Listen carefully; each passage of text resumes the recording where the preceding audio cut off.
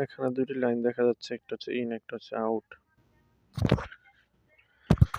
যেমন যেটা আমি লিখে দিছি দেখতে পারতেছেন যে আউটটা হচ্ছে সাপ্লাই আর ইনটা হচ্ছে রিটার্ন।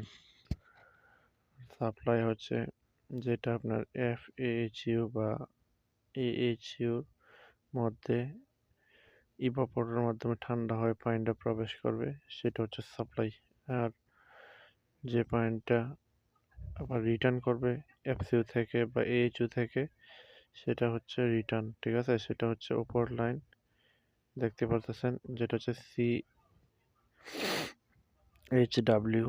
ঠিক আছে, ইন মানে হচ্ছে রিটার্ন আর আউট মানে হচ্ছে সাপ্লাই। এখানে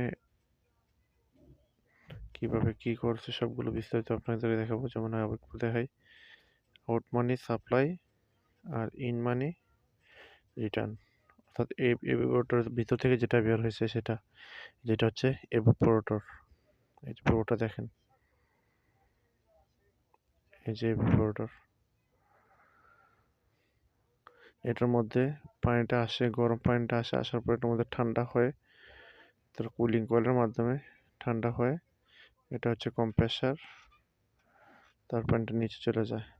এই যে দেখুন কিভাবে লাইনটা গেছে। আমি একটু ওই পাশ থেকে আপনাদেরকে একটু দেখাই।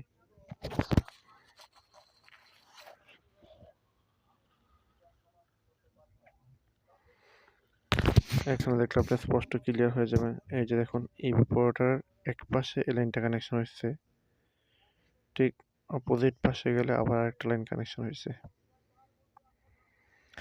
একটা দিয়ে পানি ঢুকবে ইভাপোরেটরে, আর একটা দিয়ে বের হয়ে যাবে।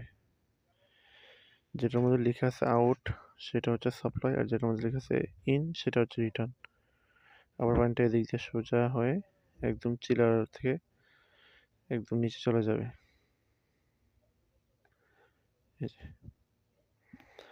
যেটা মেইন লাইন, এখানে বাইপাস, সবগুলো লাইন বাইপাস করে দেওয়া হয়েছে।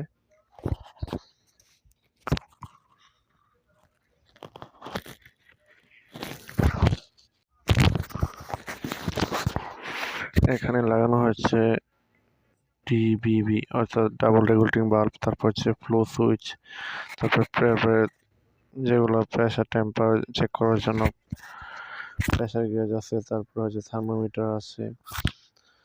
তো এগুলো প্রত্যেকটাতে লাগানো হয়েছে। তো উপরে এয়ার ভ্যান আছে। তো এটা হচ্ছে চিল ওয়াটার ইন, অর্থাৎ ইন এটার মধ্যে প্রবেশ করবে। ইন মানে হচ্ছে, সবসময় বলে গেছে, ইন মানে হচ্ছে এখান থেকে বুঝতে হবে যে এটা হচ্ছে রিটার্ন লাইন, অর্থাৎ গরম পানিটা এদিক দিয়ে আসবে। যে সার্কুলেশন করার পরে FCU বা AHU যেটাই বলেন না, সার্কুলেশন করার পরে পানিটা গরম হয়ে যাবে। তারপরে এই গরম পানিটা এখানে আসবে। গরম পানিটা এখন ইভাপোরেটরের মাধ্যমে একদম হচ্ছে এই যে কুলিং টাওয়ার আছে, কুলিং টাওয়ারের মাধ্যমে এটা পানিটাকে ঠান্ডা করবে। ঠান্ডা করে ঠান্ডাটাকে অবজার্ভ করে, ঠিক আছে, আর ওই যে গরমটাকে বাইরে বের করে দিবে। উপরে অ্যাডজাস্টমেন্ট আছে, অ্যাডজাস্টমেন্টের মাধ্যমে। এটা হচ্ছে কম্প্রেসারের মধ্যে একটা ফিল্টার আছে, ফিল্টার হচ্ছে কোর ফিল্টার। তো এটা হচ্ছে পুরোটা ফিল্টার ইভাপোরেটর। ইভাপোরেটর লাইনটা নিচে থেকে এবার সোজা গিয়ে তারপরে ওই যে কুলিং টাওয়ারের সাথে কানেকশন হয়েছে, প্রত্যেকটাকে লুপিং করে দেওয়া হয়েছে।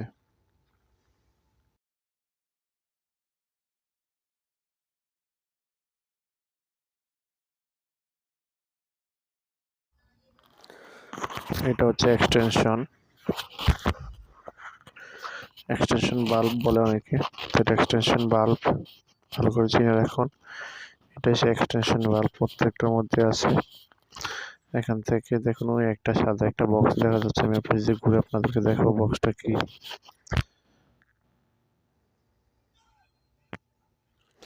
তো আসলে এখন দেখুন লুপিংটা কিভাবে দিয়েছে, প্রত্যেকটা যে চিলারের যে টাওয়ার আছে, কুলিং টাওয়ারের সাথে কিভাবে কানেকশন দিছে।